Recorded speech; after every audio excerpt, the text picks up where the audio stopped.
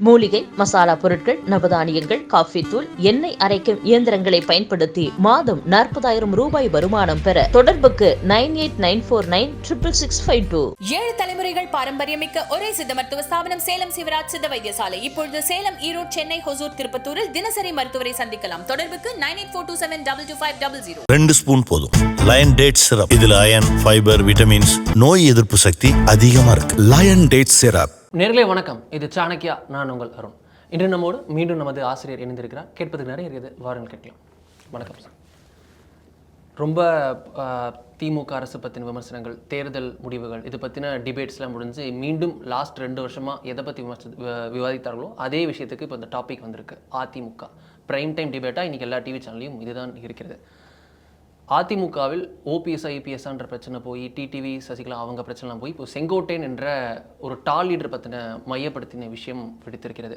செங்கோட்டையன் அவர்கள் நேற்று அத்திக்கடவு அவினாஷி அந்த பாராட்டு விழாவில் இபிஎஸ் அவர்களுக்கு நடத்தப்பட்ட பாராட்டு விழாவில் செங்கோட்டையன் பங்கேற்கல அப்படின்ற விமர்சனம் எழுந்து அது குறித்து அவரிடமே கேள்வி கேட்கப்பட்டு அதற்கு அவர் ஜெயலலிதா எம்ஜிஆர் படம் இல்லாததால் நான் பங்கேற்கல, இதை நான் புறக்கணிப்புன்னு எடுத்துக்காதீங்க, எனக்கு மனம் உவதால் நான் போகல அப்படின்ற மாதிரி அந்த தொனியில் அவர் சொல்லியிருந்தார். இது மிகப்பெரிய பஞ்சாயத்தாக வெடித்தது. இன்னொரு ப்ரெஸ் மீட்லையும் அதே விஷயத்தை அழுத்தி திருத்தி சொல்லிட்டார். அதிமுகவில் அடுத்த பிரளயமா? அப்படி நிறைய பேர் கனவு காண்றாங்க, அப்படி நடக்காது அப்படிங்கிறது தான் உண்மை. ஏன்னா நம்ம இந்த பிரச்சனை என்ன அப்படின்னு தெரிஞ்சுக்க முன்னாடி திரு செங்கோட்டையன் யார் அப்படின்னு தெரிஞ்சுக்கணும். அவர் இயல்பில் ஒரு கட்சிக்காரர். திரு ஓபிஎஸ் அவர்கள் மாதிரி அவர் ஏடிஎம்கே தான். அவங்களுக்கு கோபம் இருக்கும், ரோஷம் வரும். அவங்க எம்ஜிஆர் காலத்துலேருந்து இருக்கிறவங்க. இன்றைக்கி தமிழ்நாடு முழுக்க ஒரு கட்சி தலைவருடைய நிர்வாகிகளுடைய, மாவட்ட நிர்வாகிகளுடைய பேரை சொல்ல முடியும் அப்படின்னா அதில் ரொம்ப முக்கியமானவர் திரு செங்கோட்டையன். அதாவது கன்னியாகுமரியில் இருக்கக்கூடிய நிர்வாகிலேருந்து, தேனியில் இருக்கக்கூடிய நிர்வாகிலேருந்து, திருவள்ளூர் இருக்கக்கூடிய நிர்வாகி வரைக்கும் அவருக்கு தெரியும். அந்த மாதிரி அவர் பார்க்க எல்லாருமே வளர்ந்தவர்கள் தான். திரு தங்கமணி வேலுமணி அவர்கள் உட்பட எல்லாருமே இவர் பார்க்க வளர்ந்தவங்க தான். எடப்பாடி அவர்களே இவரோட சிஷ்யப்புல அது எல்லாருமே நிறைய பேர் இருக்கிறாங்க. அவர் ஆரம்பிட்ட பாடம் படித்தவர், ரொம்ப சீனியர் மோஸ்ட். அவர் எம்ஜிஆர் காலத்தில் இருக்கார். அம்மா அவருடைய பெரிய நம்பிக்கையை பல சமயங்களில் பெற்றிருந்தார். அவருடைய ட்ராவல் எல்லாத்தையும் அவங்க பார்த்துருந்தார். அந்த மாதிரி நிறைய பேர் இருந்தார். ஸோ அவர் பேசிக்கலாக ரிபல் கிடையாது. அதை முதல்ல புரிஞ்சுக்கணும். அவர் பேசிக்கலாக ரிபல் கிடையாது. அவர் அதிருப்திகளை சொல்லுவார், வெறுப்புகளை காட்டுவார், கோவப்படுவார், ரோசப்படுவார், எல்லாமே பண்ணுவார். ஆனால் அப்படின்னா நான் பார் கட்சியை உடைச்சிட்டு போகிறேன், அப்படின்னா பார் நான் தனி கோஷ்டி அமைக்கிறேன், அந்த குரூப்பில் அவர் என்றைக்குமே கிடையாது. அவர் basically Thiru Sengottaiyan is not a rebel அப்படிங்கிறத புரிஞ்சுக்கணும். அதுதான் அதுக்கு அடுத்த விஷயத்தில் அந்த கேள்விகளுக்கு எல்லாத்துக்குமான பதிலாக வரும். கூவத்தூரில் சசிகலா அவர்கள் சிறை செல்ல வேண்டிய நிர்பந்தம் ஏற்பட்ட போது அவங்க யார் அடுத்த தலைவராக இருக்கும், முதல் சாய்ஸாக திரு செங்கோட்டையன் இருந்தார். ஏன்ட்டு அவ்வளோ பணம் கிடையாதுன்னு அவர் ரொம்ப தெளிவாக இப்போ சொல்லிட்டார். அதாவது அந்த நிதானம் கொண்டவர். அப்படி நான் பார்த்துக்கலாம், நான் 2 தவணையாக பண்ணிடுறேன், 3 தவணையாக பண்ணிடுறேன், அப்படி அந்த மாதிரிலாம் இல்லைங்க, அது நமக்கு ஒத்து வராது அப்படின்னு கலைஞர் அவர் சொன்னது போல் என்னுடைய உயரம் எனக்கு தெரியும் அப்படின்னு நினைக்கக்கூடியது. அதனால் அவர் இது ஒரு ரிபல் பண்ணுவார், உடைப்பார் அப்படிங்கிறதெல்லாம் கணக்கில் கிடையாது. ஏடிஎம்கேல இயல்பில் ஒரு புகைச்சல் இருக்குது. அது எந்த சந்தேகமும் இல்லை. கூட்டணி விஷயத்துலேருந்து திரு எடப்பாடி அவருடைய செயல்பாட்டிலேருந்து அவங்களுக்கு நிறைய இருக்குது.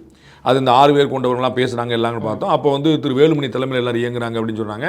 அப்போ அடுத்த ஒரு கூட்டத்தில் அதிமுக தலைமையில் பார்த்தீங்களா அந்த வேலுமணி இங்கே தான் இருக்கிறார் அப்படின்னு சொல்லி அவர் சொன்னார். அதில் நான் கேள்விப்பட்டது, அதில் அவர் வேலுமணி அவர்களை அவர் இபிஎஸ் கன்வின்ஸ் பண்ணிட்டார். ஆனால் திரு செங்கோட்டையன் நிறைவடையலை. செங்கோட்டையன் அவர்களுக்கு அதிருப்தி இருக்குதா அப்படின்னா ஆமாம். அவர் திரு எடப்பாடி பழனிசாமி ரீச் பண்ண முடியலையா அப்படின்னா ஆமாம். அங்கே ஒரு மிஸ்கம்யூனிகேஷன் இருக்குதா அப்படின்னா ஆமாம். தொடர்பு பண்ண முடியல, அதுக்கு பேசக்கூட முடியல. ஆமாம், அப்படி தான் இருந்தது. நெருங்கும் போலன்னு புரிஞ்சுக்கலாமா? இல்லை, அதை நீங்கள் தமிழுக்கு யோசிக்கிறீங்க. ஆனால் அப்படி இல்லை. அது என்னென்னா அங்கே ஒரு மிஸ்கம்யூனிகேஷன் இருந்தது. அது புட்டிட் இன் அப்ரோப்ரியேட் வேர்டு. அங்கே ஒரு மிஸ்கம்யூனிகேஷன் இருந்தது, ஒரு கேப் வாஸ் தேர். அதுக்கு இவர் ட்ரை பண்ணிகிட்டே இருக்கிறாரு சரியாக கம்யூனிகேட் பண்ணணும் அப்படின்னு. அது நடக்கலை. அப்போ தன்னுடைய அதிருப்தியை ரொம்ப தெளிவாக வெளிப்படுத்துகிறார். இந்த ஜெயலலிதா படமில், எம்ஜிஆர் படம்லங்கிறலாம் ஒரு காரணம். அது வெளியில் எல்லாருக்கணும். எந்த ஒரு தனிநமைப்பு, ஒரு ரோட்டரி கிளப்பில் ஒரு கூட்டம் வைக்கிறாங்க. அதில் திரு இபிஎஸ் கலந்துக்கிறாரு, சொந்த ஊரில் வராரு, ஈரோட்டுக்கு வராரு. ஈரோடு அவருடைய கோட்டை. கோபிச்செட்டிப்பாளையத்தில் 9-10 முறை ஜெயிச்சவர் வென்றவர். ரோட்டரி கிளப்பில் எம்ஜிஆர் படம் வைக்கல, ஜெயலலிதா படம் வைக்கலன்னு சொல்லி சொல்வாரா? ஸோ இது ஒரு காரணம். அது வெளியில் எல்லாருக்கும் தெரியும். அது ஒரு பிரதானமான காரணம் இல்லைன்னு அது அந்த பிரஸ் மீட்லேயே சொல்கிறாரு. ஜெயலலிதா அவர்கள் 2011 அப்போதைய பிடபிள்யூ மினிஸ்டர் மூலிமா அத்திக்கடவு அவினாசி திட்டத்துக்கு எல்லாரும் பங்களிச்சிருக்கிறாங்க. அது ஒருத்தர் என்ன, அது ஒரு நாளில் உருவாக்கப்படாது. அது இந்த அரசில் கருவாகி இந்த அரசில் உருவானது இல்லை. அது பலகாலம் காமராஜர் காலத்திலேருந்து பேசப்பட்டு நகர்த்தி அதுக்கு சர்வே பண்ணி, தேர்தல் வாக்குறுதியிலும் ஆமாம், சர்வே பண்ணி எல்லா கட்சியுடைய தேர்தல் வாக்குறுதியும், எல்லா தேர்தல் வாக்குறுதியும் எல்லா கட்சியுடைய தேர்தல். ஸோ நகர்ந்து போய் டிஎம்கே கிளைம் பண்ணிக்கிடுவாங்க. அது Kilambakkam bus stand, Koyambedu bus stand மாதிரி. அது அடிக்கல் நாட்டினது ஒருத்தராக இருக்கும். ஆமாம், அடிக்கல் நாட்டினது ஒருத்தராக இருப்பாங்க, திறந்து வச்சு ஒருத்தராக இருப்பாங்க. அது மாதிரி தான் அது. அப்போ இவங்க வந்து எடப்பாடி பழனிசாமி அவர்கள் வந்து அதை அறிவிச்சார் சட்டசபையில். அது வந்து ஒரு ஸ்ட்ராங் இனிஷியேட்டிவ். படிப்படியாக நடந்துகிட்டே இருந்தாலும் ஒரு முக்கியமான நகரம் அவர்கிட்ட இருந்ததுங்கனால அந்த காம்ப்ளிமெண்ட் கொடுக்க விரும்புகிறாங்க. அதில் ஒன்றும் இல்லை. நிகழ்ச்சி நடத்துனது தனியார் அமைப்பு தான். ஆனால் நீங்கள் அந்த நிகழ்ச்சி நடந்தபோது நீங்கள் பார்த்துருந்தீங்கன்னா அதிமுகவுடைய கொண்டாட்டமாகத்தான் அது இருந்தது. ஸோ எம்ஜிஆர் படம் இல்லை, ஜெயலலிதா படம் இல்லைங்கிறது ஒரு காரணம். அவர் சொன்ன ஒரு காரணமே தவிர அது உண்மை இல்லை. அது அவருக்கும் தெரியும். ஒரு தனியார் நிகழ்வில் நீங்கள் வந்து நான் சொல்ல தலைவர் படத்தை வைக்கணும்னு சொல்லுங்கள், அது நீங்கள் உங்களுடைய மாவட்ட கமிட்டி மூலமாக நீங்கள் வச்சுருந்தீங்கன்னா அது நடந்திருக்கும்.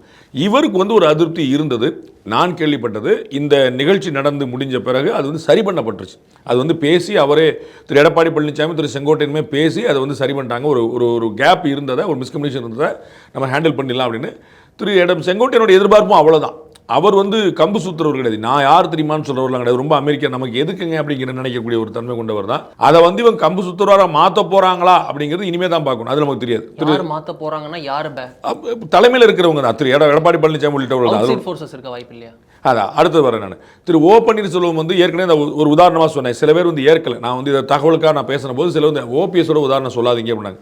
என்னுடைய பார்வையில் அதே கணக்கில் தான் வச்சுருக்கேன். என்னன்னா அவர்கள் கட்சிக்கு விசுவாசமானவர்கள் எனக்கு சந்தேகமே இல்லை. அவன் என்கிட்ட நான் சொல்லும்போது ஒரு முக்கியமான தலைவர் கேட்டார், ஏங்க கட்சி ஆஃபீஸை போய் அடித்தார், நீங்கள் போய் அவரை போய் ஒப்பிடுறீங்களே அப்படின்னாரு. அது வந்து அந்த இடத்துக்கு தள்ளப்பட்டாருன்னு நான் புரிஞ்சுக்கிறேன். அவருக்கு வந்து அதில் உடன்பாடு இல்லை, தப்பு, அதில் எந்த மாற்றுக்கிறதுல ஒரு என்னவா இருந்தாலும் ஒரு தாயுடைய ஒரு கால் நீட்டி ஒருத்தர் செஞ்சிட மாட்டார், ஒரு உதச்சிரவோ செய்ய மாட்டார். தாய்னா தாய் தான் அப்படிங்கிறது. அது வந்து பட் ஒரு எக்ஸ்ட்ரீம் ஸ்டெப் தான், நோ டவுட். ஆனால் நான் வந்து ஸ்டில் அவர் வந்து அந்த ஏடிஎம்கே கரவேட்டி போடுறது தான் அவர் விரும்புகிறாருன்னு நான் ரொம்ப உறுதியாக நம்புகிறேன். அதே மாதிரி தான் திரு செங்கோட்டையன் அவர்களும்.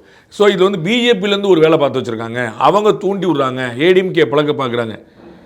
இன்னொரு செட் என்ன சொன்னாங்கன்னா, அது செஞ்சிருந்தா தான் பரவாயில்ல, செய்ய மாட்டுறாங்களே அப்படின்னு தான் சொன்னாங்க. அது வந்து அப்படி நடக்க மாட்டுது. BJP is not at all involve in that. அப்படி ஒரு ட்ரை பண்ணாங்கன்னா அதுக்கு வந்து தோல் கொடுக்குறதுக்கு நிறைய பேர் இருக்கிறாங்க. புரியுங்களா? திரு கேசி பழனிசாமிலேருந்து திரு புகழேந்திலேருந்து நிறைய பேர் வந்து ஏடிஎம்கேல வந்து ஒரு கலவையில் வந்து திரு இபிஎஸ் வந்து ஒரு மனம் மாறணும், அவர் வந்து இறங்கி வரணும்னு நினைக்கிறாங்க. அதுக்கு ஒரு எக்ஸ்டர்னல் ஃபோர்ஸ் தேவைப்படுச்சுன்னா பயன்படுத்திக்கணும் நிறைய இருக்காங்க. கட்சிக்குள்ளேயே நிறைய இருக்காங்க. Don't want to name anybody now. AIADMK விவகாரத்தில் பாஜக உள்ள தலையிட்டா அவங்களே பயனடையலாம்னு சொல்லிட்டு பாஜக வரைக்கும் காத்திருக்காங்க. நிறைய பேர் காத்திருக்காங்க. வெளியில் இந்த மாதிரி வெளியில் இருக்கிறவங்களும் உள்ளே இருக்கக்கூடிய சிலரும் காத்திருக்கிறாங்க. ஏன்னா அது பிஜேபி அதுக்கு பின்னாடி அடிப்படை பார்த்தீங்கன்னா பிஜேபி அலையன்ஸ் வேணுங்கிறது அவங்களுடைய எதிர்பார்ப்பாக இருக்குது. பிஜேபி அலையன்ஸ் வேண்டாங்கிறது ஒரே ஒருத்தருடைய முடிவாக இருக்குது. அப்போ வந்து இது என்ன ஆயிருமோ, கட்சி வந்து உடஞ்சிருமோ, பிளந்துருமோ, திரும்ப தோத்துருவோமோ அப்படிங்கிற அச்சத்தில் அவங்க வந்து உள்ளே வரணும்னு பார்க்குறாங்க. ஸோ பிஜேபி வந்து அதிமுக உடைக்கணுங்கிறது இவங்களுடைய நோக்கம் இல்லை, பிஜேபி இதில் தலையிடணுங்கிற நோக்கம். தே ஷுட் இன்டர்ஃபியர் அப்படிங்கிறது, தே ஷுட் ஸ்பிளிட் அப்படிங்கிறதுல நீங்கள் அதை மிஸ் பண்ணிடக்கூடாது. ஆனால் பிஜேபி சைடில் என்ன சொல்கிறாங்கன்னா, அந்த மாதிரி தான் அவ்வளோ விவரமாக இருந்தால் தான் பிரச்சனையே கிடையாது. அப்படி இவங்க வெளியில் பூரா என்ன சொல்கிறாங்க, இடி வச்சு மிரட்டுறாங்க, சிபிஐ வச்சு மிரட்டுறாங்க. ஆனால் அப்படி செய்ய மாட்டாங்கன்னு அந்த கட்சிக்காரங்களை புலம்புறாங்க. ஒன்றும் நான் யாருக்குமே அடிமையாக இருக்க மாட்டேன் அப்படின்னு திரு இபிஎஸ் அவர்கள் சொல்கிறாங்க. அதை தான் நான் சொல்ல வரேன்.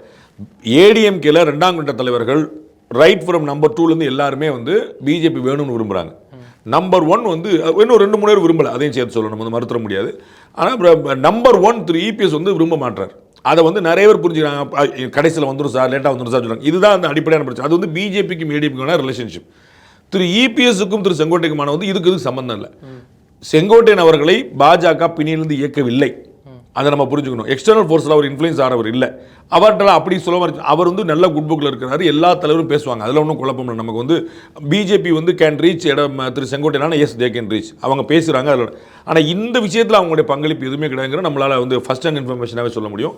அவருக்கு சில அதிருப்திகள் இருந்துச்சு. என்ன அதிருப்திகள்? அது இப்போ சொல்கிற நிலைமையில் இல்லை, நம்ம இன்னும் கொஞ்சம் டெவலப் ஆகட்டும். நம்ம வந்து இப்போ சொன்னால் தேவையில்லாமல் அது வந்து ஏன்னா அது செட்டில் ஆயிடுச்சு. அதுதான் வந்து அது வந்து அந்த டஸ்ட் வந்து செட்டில் டவுன் ஆயிடுச்சு.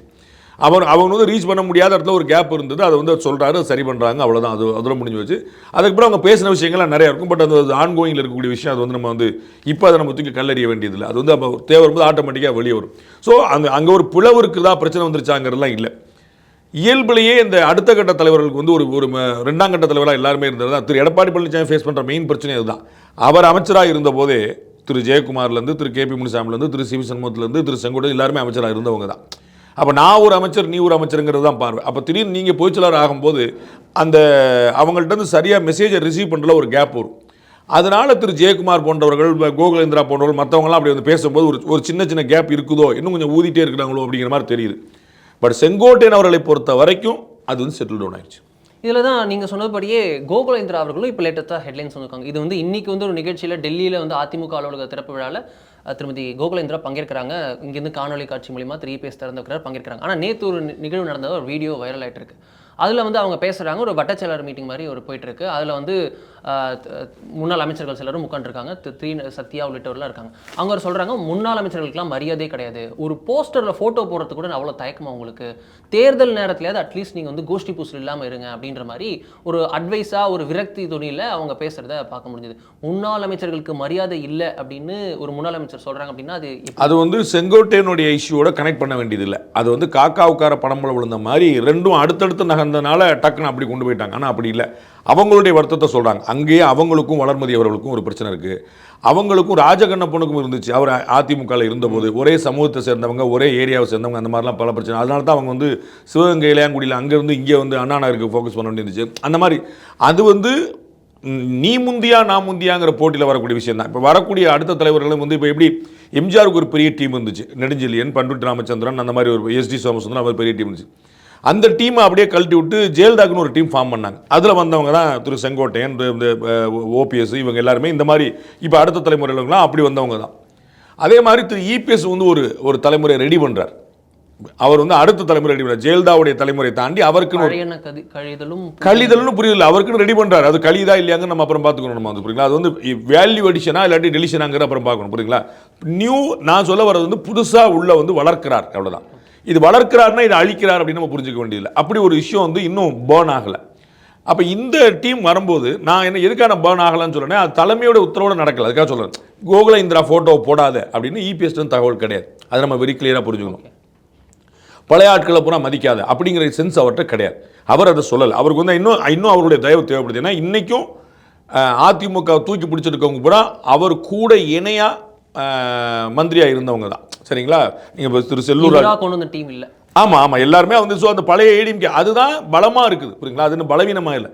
ஆனால் ஒரு தலைவராக அவர் நினைக்கிற நம்ம பார்த்துருக்கோம். திரு எடப்பாடி வந்து எப்பயுமே சுருடு பொலிட்டிஷியன். அதை நான் வந்து எப்பயுமே நான் மறுத்தல, நான் டே ஒன்றுன்னு சொல்லிட்டு இருக்கேன். 2017 சொல்லிட்டு இருக்கேன். தந்தி டிவியில் இருக்கும்போது திரு மாஃபா பாண்டியன் அவர்கள்ட்ட நான் எடுத்த பேட்டி வந்து ஒரு சாட்சி. நான் வந்து நீங்கள் அவர் அண்டர்ஸ்டாண்ட் பண்ணுறீங்க சார், அவர் வேறு மாதிரி உங்களுக்கு கவனிக்கலன்னு. இல்லை அதெல்லாம் ஒன்றும் இல்லை அப்படின்னாங்க. ஆனால் காலம் வந்து வேறு இடத்த கொண்டு போய் நிப்பாட்டி வச்சிருச்சு. நான் வந்து திரு ஓபிஎஸ் கூட இருந்தாங்க, திரு மாஃபாய் அந்த பீரியட். அப்போ வந்து நான் சொல்லிட்டு வரேன், இல்லைங்க அவர் வேறங்க, அவர் வந்து நீங்கள் நினைக்கிற மாதிரி வானா வந்துட்டு போனால் போகக்கூடிய ஆள் இல்லை அப்படிங்கிறத நம்ம ஏற்கனவே பதிவு பண்ணியிருந்தோம். ஸோ அவர் வந்து இந்த பழைய ஆட்களை வந்து வேண்டாம்னு நினைக்கல, ஆனால் நமக்குன்னு ஒரு டீம் ஃபார்ம் பண்ணணும்னு நினைக்கிறார். அதில் அவர் உறுதியாக இருக்கார், நோ டவுட். அப்போ அவர்கள் வந்து ஆர்வக்குள்ளாரில் அப்போ அது பழைய ஆட்கள்லாம் சேர்க்காம நம்ம வந்து அண்ணனுடைய டீமு, நம்ம நேரடியாக அண்ணன்ட்ட பேசுவோம், அண்ணன் செய்வோம்ட்டு அவங்க இந்த பழைய மந்திரிகள், மாவட்ட செயலாளர்கள் அவங்களுடைய படத்தெல்லாம் சிறுசா போட வைக்கிற மாதிரி பண்ணியிருக்காங்க. அவங்க வெளிப்படுத்தின வந்து கட்சிக்குள்ளே இருக்கக்கூடிய ஒரு நியாயமான பிரச்சனை. அதையும் திரு செங்கோட்டையனையும் கனெக்ட் பண்ணுறதுல தான் அந்த ஊடகங்களுடைய சூட்சுமம் இருக்குது. But that is not the case. இந்த உட்கட்சி பூசலுடன் சேர்ந்து பார்க்கும்போது 26க்கான அந்த ஸ்டிக்கி விக்கெட்டில் இன்னும் அதிமுக இருக்குன்ற கேள்வி எழுது. குறிப்பாக பார்க்கணும்னா இப்போது சில மாதங்களாகவே அடிபட்டு வந்த பேச்சுனா அதிமுக ஐபேக்குடன் கை கோர்க்கிறது. நவம்பருக்கு பிறகு வந்து பிரசாந்த் கிஷோர் பீகார் எலெக்ஷன் முடிச்சுட்டு இங்கே வந்து அவர் வந்து நேரடியாக அவர் டேக் ஓவர் பண்ணிருக்கிறார். அது வரைக்கும் ஐபேக் பூர்வாங்க பணிகளை மட்டும் மேற்கொள்ள இருக்கிறது. டிசம்பர்லேருந்து சூடு பிடிக்கும் அப்படின்னு சொல்லியிருந்தாங்க. இன்னைக்கு திடீர் பரபரப்பாக திரு விஜய் அவர்களை பிரசாந்த் கிஷோர் சந்தித்தார். அவர்கள் இருவருக்கும் அந்த முதற்கட்ட பேச்சுவார்த்தை முடிந்து ஒரு ஒப்பந்தம் கையெழுத்து சுமூகமாக வந்து அவங்க பேச்சுவார்த்தையில் ஒத்துக்கிட்டதாகவும் பர்சனல் கெப்பாசிட்டியில் அவர் ஹெல்ப் பண்ணுறதாகவும் நமக்கு கூட செய்தி வந்திருக்கு. ஸோ இதை நம்ம எப்படி புரிஞ்சுக்கிறது? அதிமுக வந்து ஒன்று பிரசாந்த் கிஷோர் வச்சு கணக்கு போடலான்னு பார்த்தா பிரசாந்த் கிஷோர் நேரடியாக விஜய் பக்கம் போகிறாரு. கூட்டணி அது என்னன்னா, இந்த ஐபேக் அப்படிங்கிற நிறுவனத்துடைய ஷேர் தான் அவர்கிட்ட இருக்கு. ஐபேக் உடைய நிறுவனத்தில் நேரடி தலைமையில் அவர் இல்லை. Now it is not acting under his direct guidance. அவருடைய மென்டாரிங்கில் அது இயங்கலை. ஐபேக்ங்கிற நிறுவனம் இருக்குது, அது அவருடைய நிறுவனம் தான். அதில் அவர் வந்து விலகி அவர் வந்து எனக்கும் ஐபேக் சம்மந்தம் இல்லை, நான் ஐபேக்கில் வேலை பார்க்கல அப்படிங்கிறது முடிவு பண்ணார். என்னுடைய டைரக்டான இன்டர்வென்ஷன் கிடையாதுங்கிறார். ஆனால் அந்த ஐபேக் இருக்குது. நான் அறிஞ்ச வரையில் ஏடிஎம்கே வந்து ஐபேக் கூட டைப் போடுது. அவங்க என்ன நினச்சாங்கன்னா, இந்த ஐபேக்கில் 4 பேர் ஃபோன் பேச மாட்டாங்களா, அது இருப்பாங்க போவாங்க, அப்படி வந்து அவர் வந்து இப்போ பிரசாந்த் கிஷோர் சிவார்னு இன்டெரக்டாக பிரசாந்த் கிஷோரோட மென்டாரிங்கும் கிடைக்குங்கிறது அவங்களுடைய அப்ரோச் இருந்தது. அதனால தான் அவங்க ஐபேக் ஒரு சக்ஸஸ்ஃபுல் நிறுவனங்கிறதும் அவருடைய இன்டர்ஃபரன்ஸ் கிடைக்கும் அப்படிங்கிறதும் அவங்களுடைய நோக்கமாக இருந்தது. பட் இப்போ வந்து திரு விஜய் அவர்கள் வந்து ஆதவர்ஜனா மூலமாக நான் அறிஞ்ச வகையில் அவங்க வந்து இவருடைய பர்சனல் அட்வைஸ் மட்டும் கிடைக்குமா அப்படின்னு பார்த்துருக்காங்க. அதாவது நீங்கள் ஐபேக் மாதிரி ஒரு நிறுவனமாக இருந்து எங்களுக்கு வந்து பின்னாடி இந்த களப்பணியாற்றி 234 தொகுதி 234 கேண்டிடேட் அப்படின்னு ஃபுல்லாக போய் நிற்காமல் எங்களுக்கு ஒரு அட்வைஸ் பண்ணக்கூடிய ஒரு விஷயமா பாருங்கள், நீங்கள் வெளியிலேருந்து எங்களுக்கு அட்வைஸ் பண்ண முடியுமான்னு பாருங்கள் போது அதுக்கு ஒரு பிஸ்னஸ் டீல் வந்து முடிஞ்சிருக்க வாய்ப்பு இருக்குது. அது வந்து இன்றைக்கி கையெழுத்தாகட்டாலும் ரொம்ப சீக்கிரமாக அதுக்கான வாய்ப்பு. ஏன்னா அவர் வந்து திரும்ப வந்து தன்னுடைய களத்தை விட்டு நீங்கள் வரப்போகிறதில்ல. I am very clear. ஏன்னா அவர் வந்து என்னுடைய அடுத்த 10 ஆண்டுகள்னு சொல்லிட்டார். அது வந்து பீகார் அரசியலுக்கானது தான் அப்படின்னு சொல்லிட்டார். அதில் ஒரு 2.5-3 வருஷம் தான் முடிஞ்சிருக்கு. இன்னொரு 7 வருஷம் அவருக்கான கடத்தில் இருக்கார். அது வந்து அவருக்கான ஸ்பேஸும் இப்போ கிடைக்குது. அங்கே வந்து ஆர்ஜேடி வந்து ஒரு ஃபோர்ஸாக இருக்குது, பிஜேபி வளருது, நிதிஷ்குமாரோட கட்சி வந்து கரையுது, மற்ற பூரா குட்டி குட்டி கட்சிலாம் இருக்கிறாங்க. ஸோ நாம் வந்து ஒரு பீகாரில் வந்து பார்த்தீங்கன்னா சின்ன சின்ன கட்சிகளுக்கு பெரிய ரோல் கிடைக்கும். ராம்விலாஸ் பாஸ்வான்லாம் பெரிய ரோல் பண்ணியிருக்காரு. அந்த மாதிரி நமக்கு ஒரு ஸ்பேஸ் அங்கே பெருசாக கிடைக்கும் அப்படின்னு அவர் வந்து காத்திருக்கிறார். ஸோ அதை விட்டுட்டு இங்கே வரமாட்டார். ஆனால் அதுக்கு பின்னாடி நிறைய பொருளாதார தேவைகள் இருக்கிறதுனால, இப்போ ஐபேக்கில் டைரெக்டாக அவர் இல்லைங்கிறனால அவர் அதற்காக ஒரு டீலுக்கு வந்திருக்கலாம். எனக்கு வந்து இவ்வளோ கொடுங்க, இது கொடுங்க, நான் இது செய்யணும்னு சொல்லிட்டு. அது அவருடைய பர்சனல் மென்டாரிங்காக இருக்கும். What I assume. அவர் வந்து இது செய்யுங்க, இது செய்யாதீங்க, இப்படி பண்ணுங்க, இங்கே போட்டிடுங்க, உங்களுக்கு எதிர இப்படி வச்சு பார்த்துங்க, பக்கத்தில் இப்படி வச்சு பார்த்துங்க, இது செய்யுங்கன்னு எஸ்னோ சொல்லக்கூடிய இடத்துல இருப்பார். அவருடைய சஜஷனை இம்ப்ளிமெண்ட் பண்ணுறதுக்கு இவங்க இருக்கக்கூடிய எக்ஸிஸ்டிங் டீம் வச்சுருப்பாங்க. ஜான் ஆரோக்கியசாமி அவர்களோ மற்றவர்களோ சேர்ந்து அவங்க இதுதான் என்னுடைய அண்டர்ஸ்டாண்டிங். ஜான் ஆரோக்கியசாமி தூக்கிட போகிறாங்க அப்படிங்கிறதாவோ, அவர் வந்து நேரடியாக இங்கே வந்து களப்பணி ஆற்ற போகிறாரு, ஐபேக் டீம் வந்து ஃபுல்லாக வந்து திமுக 2021 பண்ண மாதிரி தமிழ்நாடு முழுக்க உட்காந்து நாங்கள் பேச போகிறோம் அப்படின்னோ நான் நினைக்கல. அது வந்து பிரசாந்த் கிஷோருடைய மென்டாரிங் இருக்கும். ஹிஸ் டீம், அதாவது ஆரோக்கியசாமி அவர்கள், மற்ற டீம், தாவேக்காவுடைய டீம், இவங்க தே வில் எக்ஸிக்யூட் அப்படி தான் நான் நினைக்கிறேன். இதில் வந்து அதிமுகவுக்கு இதில் ஒரு செட்பேக்காக பார்க்க முடியாதா? அதிமுக ஏற்கனவே அண்டர்ஸ்டாண்டிங் வந்துட்டாங்க ஐபேக் கூட. அது ஐ திங்க் அந்த ஒர்க் இஸ் அண்டர் ப்ராசஸ் நினைக்கிறேன். அது நடந்துக்கிட்டு தான் இருக்குன்னு நினைக்கிறேன். அது வந்து இது ஒரு கான்ட்ரவர்சியாவோ ஒரு கான்ஃப்ளிக்ட் ஆஃப் இன்ட்ரெஸ்டாவோ வரும்னு நான் நினைக்கல. சில வாரங்கள் முன்பு வந்த தினமலர் தலைப்புச் செய்தி, அதில் வந்து என்ன போட்டிருந்தாங்கன்னா, இபிஎஸ் வந்து ஒரு 3 மாதம் டைம் கேட்டிருக்காரு பாஜக தலைமையிடம். அந்த 3 மாதத்துக்குள்ளே விஜய் கூட பேச்சுவார்த்தை வந்து விஜய் வந்து ஒரு வழிக்கு வந்துட்டாருன்னா பாஜக ஆப்ஷன் கிடையாது, ஒருவேளை அப்படி இல்லைனா 3 மாதம் கழிச்சு நாங்கள் வரேன் அப்படின்ற மாதிரி பாஜக கிட்ட அந்த 3 மாதம் டைம் அப்படின்றது வந்து விஜய் கிட்ட பேச்சுவார்த்தை நடத்துவதற்கான அந்த அப்படின்ற மாதிரி சொல்லியிருந்தாங்க. யாருமே டைம் கேட்க மாட்டாங்க, யாருமே டைம் சொல்ல மாட்டாங்க. அப்படி யாராவது ஒத்துக்கிடுவாங்களா? என்னை வேலைக்கு சேர்க்குறீங்களா அப்படின்னு நீங்கள் கேட்குறீங்க. நான் வேற ஒரு நல்ல கேண்டிடேட்டை பார்க்குறேன், அவர் இல்லைன்னு உங்களை சேர்க்குறேன்னா நீங்கள் அது இன்சல்ட்டாக பார்ப்பீங்க. உங்களுக்கு புரியுங்களா? இல்லை, இது வந்து பிஜேபி சைட்லேருந்து வந்த மாதிரி இல்லை. அவர் வந்து ஏடிஎம்கே சைடில் அங்கே விஜய்க்கு ட்ரை பண்ணிருக்காரு, கிடைக்கலன்னா 3 மாதம் கழிச்சு. அதுதான் சொல்கிறேன். நம்ம ஏற்கனவே பலமுறை அந்த பேட்டில் சொல்கிறது, he is not buying time from BJP. அது முதல்ல தெரிஞ்சுக்கணும். பிஜேபிட்ட அவர் கேட்கல, அது வந்து புரிஞ்சுக்கணும். நான் பலமுறை சொன்னோம், பிஜேபியோட கூட்டணி அவர் விரும்பலை. அவர் வந்து நான் ஜெயலலிதா போல முன்வைத்த காலை பின்வைக்க மாட்டேன் அப்படிங்கிற ஒரு பிம்பத்தை கிரியேட் பண்ண விரும்புகிறார். அதனால தான் சசிகலா, அதனால தான் டிடிவி, அதனால தான் ஓபிஎஸ், அதனால அவருக்கு நிறைய இழப்புகள். அது அவருக்குமே தெரியும், கட்சிக்கு இழப்பு. பரவாயில்ல, நம்ம வந்து பின்னாடி போயிடக்கூடாது அப்படிங்கிறது. அதே தான் பிஜேபிக்கும். நம்ம வந்து பிஜேபி சேர்த்தா லாபங்கிற இடமா 2024 குழந்தைக்கு கூட தெரியும். அது தெரியாத ஒரு எடப்பாடி நீங்கள் அவருடைய அரசியல் அவ்வளோ அண்டர்ஸ்டாண்ட் பண்ணிடக்கூடாது. அவர் வந்து அவர் தெரியாமல் பண்ணிட்டார் சார் அப்படிலாம். அவர் தப்பெல்லாம் பண்ணல, தெரிஞ்சு பண்ணார். அதனால இழப்பு ஏற்பட்டு அது செப்பரேட் கேஸ். அவர் வந்து தெரிஞ்சு தான் பண்ணார். அவருக்கு வந்து பிஜேபியோட சேர்ந்தா 2024 தமிழ்நாட்டில் அவங்களுக்கு அட்வான்டேஜ் 10-15 எம்பி கிடச்சிருக்குன்னா அவருக்கு நல்லா தெரியும். அதுக்காக நான் போய் அவங்கள்ட்ட நிற்கணுமா அப்படின்னு அவர் ஒரு கணக்கு, பல காரணங்கள், அது ஒரு பக்கம் இருக்கட்டும். ஸோ அவர் வந்து நான் ஏற்கனவே பல பேட்டியில் சொன்ன போல 2025 டிசம்பர் வரைக்கும் எவ்ரிபடி வில் பை டைம். அது திரு இபிஎஸ் இல்லை, பாஜக இல்லை, விஜய் என்ன செய்வாருங்கிறதும் அப்போ தான் தெரியும், சீமான் என்ன செய்வாருங்கிறதும் அப்போ தான் தெரியும், பாஜக என்ன செய்யும், அதிமுக என்ன செய்யும், திமுக கூட்டணியில் கட்சிகள் தொடருமா விலகுமா, இது எல்லாத்துக்குமான பதில் 2025 டிசம்பர் 2026 ஜனவரி அங்கே தான் கிடைக்கும். இன்னும் சரியாக நம்ம வந்து ஒரு 11 மாதம் காத்திருக்க வேண்டியிருக்கும். அப்போ தான் அதுக்கப்புறம் தான் தெரியும். இப்போ வந்து யாரும் எல்லாருமே ட்ரை பண்ணிருப்பாங்க. நீங்கள் சரியாக குறிப்பிட்டது போல் திரு விஜயோடைய கூட்டணியை தான் திரு எடப்பாடி முதல்ல விரும்புகிறார். அவருடைய ஃபர்ஸ்ட் அண்ட் ஃபார்மோஸ்ட் சாய்ஸாக அதுதான் இருக்குது. 2வது சாய்ஸாக சீமான் இருக்கிறார். 3வது சாய்ஸாக பாமக இருக்குது. கடைசி வாய்ப்பு, கழுத்தில் கத்தி வந்துருச்சு, வேறு வழியே இல்லைன்னா தான் பாஜக இருக்குது. அதுக்கும் போக மாட்டார். கத்தி வந்தாலும் நான் சமாளிச்சுறேன், நான் பாஜக பண்ண போக மாட்டேங்கிறதான் இருக்கிறார். ஒரு சந்தர்ப்ப சூழல் சரியில்லை, கட்சியில் எல்லாருமே சண்டைக்கு வர்றாங்க, பாஜக இல்லைன்னா பலவீனமாக வெறும் பாமக வச்சு போக முடியாதுங்கிற மாதிரி நிலைமை வந்தால் அவர் ஒருவேளை மறுபரிசீலனை பண்ணலாம். அவருடைய லிஸ்ட்டில் அது இல்லை. ஆனால் சமீபத்தில் இப்போ டெல்லி வெற்றி, பாஜக வெற்றிக்கு அப்புறம் என்ன சொல்லியிருக்காருன்னா, இது இண்டி கூட்டணிக்கு கிடைத்த தோல்வி, அவர்களை மக்கள் புறக்கணித்து விட்டனர், இது பாஜகவை அவர்கள் விரும்புகின்றனர் அப்படின்னு சொல்லிட்டு. அதான் அந்த நம்ம சொல்கிற வார்த்தைகளில் வந்து அந்த டோனையும் சேர்த்து நீங்கள் பார்க்கணும். பாஜக எல்லாருக்கும் பிடிச்சிருக்குங்க அதனால பண்ணாங்க, அப்படி இல்லை. அவர் சாதாரணமாக வந்து அவர் வந்து வார்த்தைகளுடைய மாஸ்டர் கிடையாது. அவருக்கு வந்து அந்த மாதிரி வந்து கலைஞர் மாதிரி அந்த மாதிரிலாம் அவர் பேசி கொள்வார். சாமானிய மனிதனுடைய லாங்குவேஜ் தான் பேசுவார். பிஜேபி பிடிச்சிருக்குங்க, பிஜேபி போட்டாங்க, அதுதான் அவருடைய டோன். உங்களுக்கு புரியுங்களா? பிஜேபி எல்லாருக்கும் பிடிச்சி போய் பிஜேபி கட்சி தான் வரணுங்கிறதுக்காக எல்லாரும் அந்த சென்ஸில் இல்லை. அதற்கு இன்னொரு உதாரணம் என்னென்னா, இன்றைக்கி திரு ஜெயக்குமார் வந்து திரு செங்கோட்டையன் இந்த பிரச்சனையை பற்றி பேசும்போது 2 முறை கேள்வி கேட்கப்படுது காங்கிரஸுடைய தோல்வி பற்றி, டெல்லி பற்றி. இதே டெல்லி பற்றி தான். டெல்லியில் காங்கிரஸ் வந்து ஹேட்ரிக் 0 அடிச்சிருச்சு, டெல்லி காங்கிரஸ் என்ன செய்யணும்னு நினைக்கிறீங்க, 2 கேள்வி கேட்கப்படுது. 2 கேள்விக்கும் அவர் என்ன சொல்றாரு, பிஜேபி இழுத்து வர்றாரு அந்த கேள்வியை. அந்த கேள்வி வந்து செல்வ பிறந்தகிட்ட கேளுங்கன்னு முதல் கேள்விக்கு தாட்டி விடுறாரு. 2வது திரும்பி வந்து காங்கிரஸே கேட்குறாங்க. அப்போ வந்து அவர் வந்து தோத்துட்டாங்க, மக்களுக்கு பிடிக்கலன்னு சொல்லிட்டு அது எங்கனாலும் என்ன நடக்கலாம், ஆனால் அந்த பாட்சா இங்கே பழிக்காது அப்படின்னு முடிக்கிறார். உங்களுக்கு புரியுதுங்களா? அது பிஜேபியுடைய பாட்சாங்கிற வார்த்தையை சொல்லாமல் பிஜேபியுடைய பாட்சா டெல்லியில் பழிக்கலாம் இங்கே பழிக்காதுன்னு சொன்னா அந்த கேள்வியே பிஜேபி பற்றி இல்லை. அதுதான் அவர்களுடைய இன்டென்ஷனாக இருக்குது. நம்ம வந்து பார்க்குறோம் திரு எடப்பாடி பழனிசாமியோட ஃபுல்லாக டோ ஆகி தான் வந்து திரு ஜெயக்குமார் பேசுவார். அதுலேருந்து அந்த டியூன் மாற மாட்டார். அப்போ அவங்களோட சென்ஸ் இதுவாக தான் இருக்குங்கிற நீ நாளைக்கு வந்து திரும்பி நீங்கள் வந்து பாஜக கூட்டணி வைப்பீங்களா நீங்கள் நேற்று சொன்னீங்களே கேட்டாங்க அதுக்கு என்னங்க சம்பந்தம் தெளிவாக சொல்லுவார். ஒரு கேள்வி வைக்கப்பட்டதை அவர்கிட்ட அண்ணாமலை மாத்திரம் நீங்கள் சேருவீங்களா அப்படின்னு. அப்போ ஏங்க முடிஞ்சு போனவாருங்க சும்மா எங்களுக்கு என்ன ஏன்னா அவரை பொறுத்தளவுக்கு அண்ணாமலை எங்களுக்கு பிரச்சனைன்னு சொன்னாலே அவருக்கு கௌரவ குறைச்சல். ஒரு தனிநபர் ஒரு ஒட்டுமொத்த அதிமுக பிரச்சனையாக இருக்குங்கிறதே அவருக்கு ஒரு கௌரவ குறைச்சல். அதனால் அப்படி சொல்லவே மாட்டாங்க. அவங்களுக்கு வந்து அது போக நம்ம பார்த்துருக்கோம், நம்ம பலமுறை சொல்லுவோம் 2024 தேர்தல் பொறுத்தளவுக்கு அதை தாண்டி பைபாஸ் பண்ணி அந்த ரிலேஷன்ஷிப்புக்கு ட்ரை பண்ணாங்க பிஜேபி சைடில்.